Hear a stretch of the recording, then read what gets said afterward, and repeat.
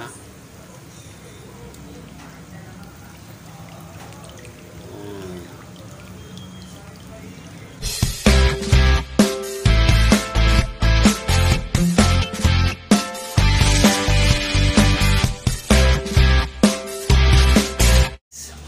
Okay, sa video ito, pakikita ko po sa inyo kung ano yung aking paano ko niluluto yung aking tinitindang mani. Ang tinutukoy ko pong mani, yung skinless mani, tsaka yung tawag na maning may balat or adobong mani. Mas kilala siya sa adobong mani. Okay, so samahan nyo ko puntahan natin yung aking niluluto. Yan lang naman. Okay, so okay, ganito. Ito. Actually guys, nakapagsalang na ako ng isa. Ito na. Meron na ako na isalang na mani na skinless. Ngayon, pakita ko sa inyo yung kung paano ko nasalang yan luluto ng step by step. Okay? So, una, yan. Sariwa muna siya. Sabihin, hindi pa luto. Okay? Ayan. Ngayon, isasalang natin yan. Isang palanggana yan. Isasalang natin sa kawali, malaking kawali. Ito yung ating ingredients. Meron na tayong dyan, naka-slice na garlic. Tapos, meron din tayong ito yung ating siling tinurog na sili or naka-slice din ng mga sili para syempre masarap. And then, painit muna natin yung bago natin isalang yung ating mani. Siyempre, yan. Okay? Okay.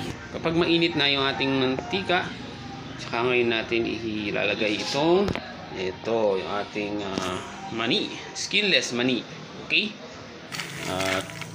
Siyempre, haluin na natin yan para magpantay yung yung luto. Yan. Okay? So, siyempre, natin, spread natin yan. Sabi nga, spread the love. Diba? Okay, so, habang natin yan, hinihintay natin yan na maluto. Ayan. Yan lang, medyo lang natin yung puy natin. Para hindi masunog. Hindi, kasi pag nasunog yan guys, papait yan. Kaya kailangan medyo lang, alalay lang yung apoy. At kailangan matansyado nyo para hindi masunog yung ating mani. Pag kasi medyo nag-brown at masyadong na toasted siya, hindi masarap ang lasa, magaani siya, papait ang lasa niya. Kaya kailangan talaga balanse lang, hindi siya sunog, hindi rin hilaw. So parang lang yan, dapat balanse ka sa lahat ng bagay para masarap ang kalalabasan, di ba? Okay, so yun ang tip ko sa inyo sa pagluluto ng mani. So pag nakita nating medyo nag-brown na yung kulay niyan, ang tinutukoy kong brown, ayan, ganyan kasi yung pag medyo brown na siya, tulad nitong nailuto yung finished product na natin yan. Ayan.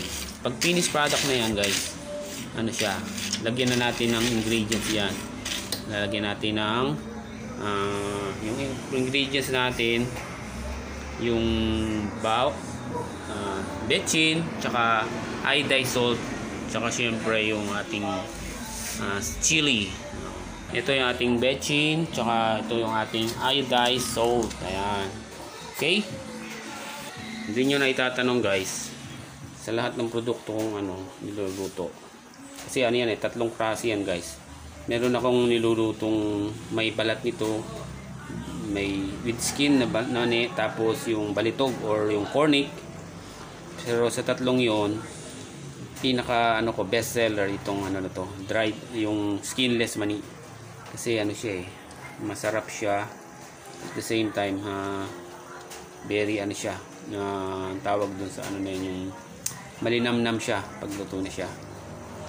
Ang nakakapagpasarap pa dyan guys, yung bawang, yung garlic. Pakita ko sa inyo yung garlic, yung mga luto ng garlic. Ayan. Meron ng yan, garlic. Ito. Ayan, ito yung garlic. Nakasama na siya pag niluto ko yan, sama na siya sa ano natin, sa ating product natin, para yung lasa ng garlic talagang ano siya, kumapit sa ano, sa mani. Ayan oh. Yan ang gustong-gusto ng mga suki ko na hinahanap nila lagi. Gusto nila yung maraming garlic para daw malinamnam or malasa. Okay? So, yan. Okay? So, mamaya titikman natin yan. Medyo ano pa eh. Medyo mainit pa. Baka tayo mapasok. Yung mga kulay pula na yan guys. Mga kapogi. Ayan oh. Yan ang tinatawag nating pinagbabawal na teknik. Hindi. Yun yung teknik natin dyan para masarap siya. Lalo na sa mga nagiinuman. Gusto nila yung medyo maanghang-anghang. O kaya doon sa mga kabataan, medyo gusto nila yung medyo maanghang na ano eh. Magpantay yung ano, yung luto. Ayan. Okay. Yan o. Kita nyo, medyo nagbago na appearance. Medyo hindi na puti tulad kanina. Sabihin niyan ano na, malapit na siyang maluto. Ngayon pag medyo ano na siya, nagbago na yung kulay niya guys, pwede nyo nang ilagay yung bawang o yung garlic para hindi masyadong, bakit hindi natin nilalagay agad yung garlic? Ang dahilan para hindi masyadong na sunog o mag-fried yung bawang. Kasi pagka sinabay mo sa mani yung bawang, masyadong mapapait yung bawang, yung garlic natin. So kailangan medyo ano natin, pahuli natin ng konti yung bawang. Lagay natin yung medyo ano na, malapit na siyang maluto para hindi masyadong masunog yung bawang. Kasi madaling maluto yung bawang eh. Madali siyang ma-fried. Okay? Yan. So yung paghahalo, ang technique kong ginagawa, one side lang, ganyan. One side, lalagay ko sa taas. Yan, one side Yan. Pagka nailagay mo sa one side, saka mo siya ngayon, siyempre ibig sabihin nun yung nasa ibaba, nasa ilalim, mapupunta sa itaas, tapos saka mo kakalat agad. Yan. So ibig sabihin nun, napaibabaw na yung nasa ilalim. Okay, so hindi na lang natin. Tapos pag naluto na natin yan, usually nakakadalawang salang na ako nitong may natin, walang balat. Pero ano na yan, 10 kilo yan. Ay hindi, 6 na kilo lang pala, 6 na kilo.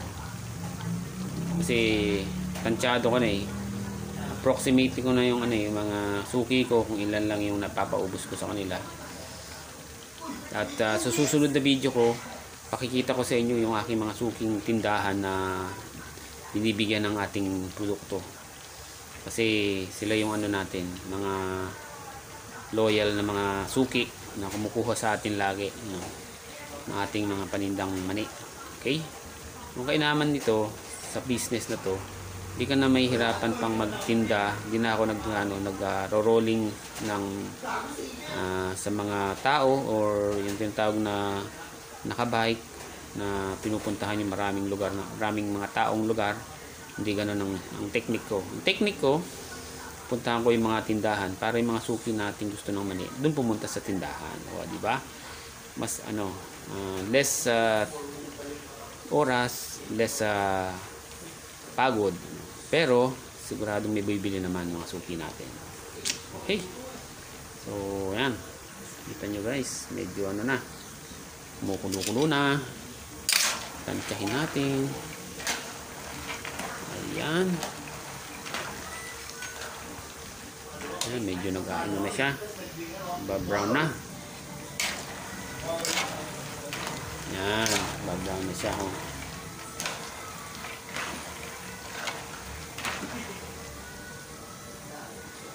Okay.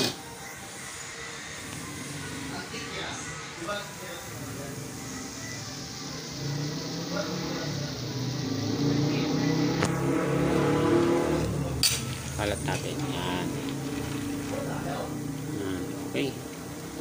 Maya-maya lang mga kapogi, na yan. Lalagay na natin yung ating, ilalagay natin?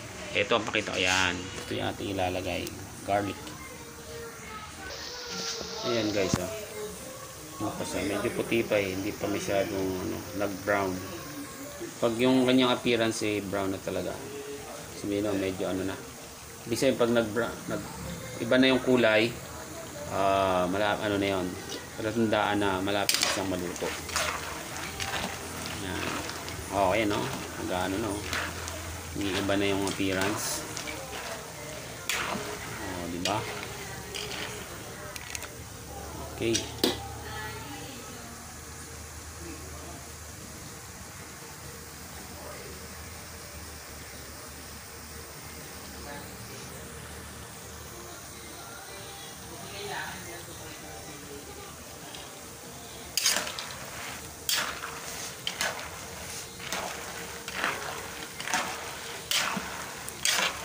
Yan. Okay. Ano natin dyan sa mga viewers natin na gustong sumubok ng ganitong business. Nako, lang guys. Napaka-simple lang at napakaliit lang ng kapital. Hindi tulad sa ibang business na kailangan mo ng malaking kapital. Kailangan mo lang dito, pinakamahalaga, meron kang tinatawag na suki na mabibigyan mo ng tinda mo. Pag meron ka ng territory na mabibigyan mo, so umpisa medyo mahirap magbenta kasi pakikilala mo muna yung produkto, pero pagka yan nasubukan na nila, nalasahan na nila at na-establish na natin yung magandang negosyo sa kanila, ibig sabihin talagang patok yung ating produkto. Ayan, kukuha yan every time na magdadala tayo ng produkto sa kanila. Okay. So kung meron po kayong guys, kung meron kayong suggestion para sa ating produkto, kung paano yung iba kasi merong technique sa pagluluto pwede kayong mag-comment sa baba para in case na pwede nating ma-improve pa, di malaman ni Boss Kiko, di ba? Okay, so teka lang tingnan natin, baka pwede na ilagay yung bawang. Okay guys, kita nyo na siya, nag-brown na yung kulay. Kaya lalagyan na natin ng bawang. Ito. Ganyan. Lalagay natin yung bawang sa medyo malalim na parte. Tapos, yan. Dagdagan natin konti. Yan. Tsaka natin tabunan yung bawang. Yan. Para yung bawang nasa ilalim. Yan. Okay. Yung iba sa gitna nilalagay. Pero ako mas prepare ko dito sa gilid. Tsaka ako na lang itutulak yan. Yan. Okay. Yan. Hintay lang natin tingnan nyo. Kumukulo na. Ibig sabihin yan, naluluto na yung bawang natin. Yan.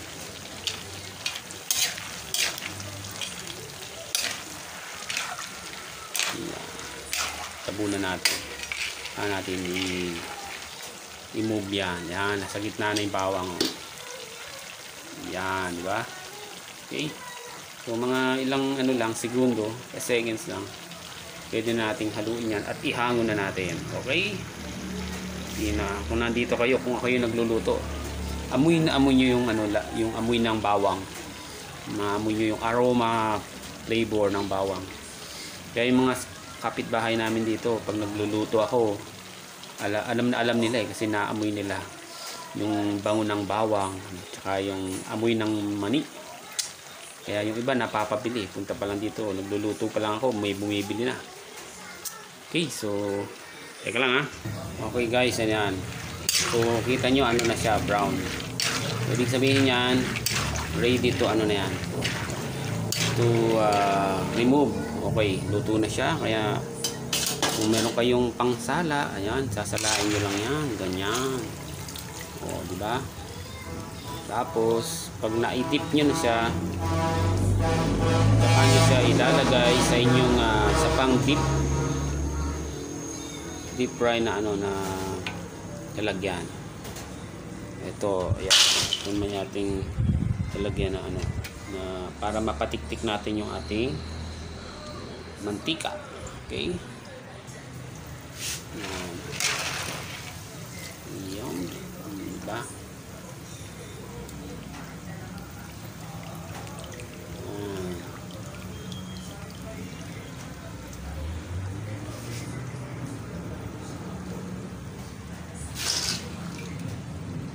Okay. Okay guys, ito na oh. Binubudbura na natin ng ingredients. Ayan. Yan, meron ng ano yan, meron ng asin. Yan na siya, asin tsaka ano tawag nating betchin or ajinomoto. Ayan.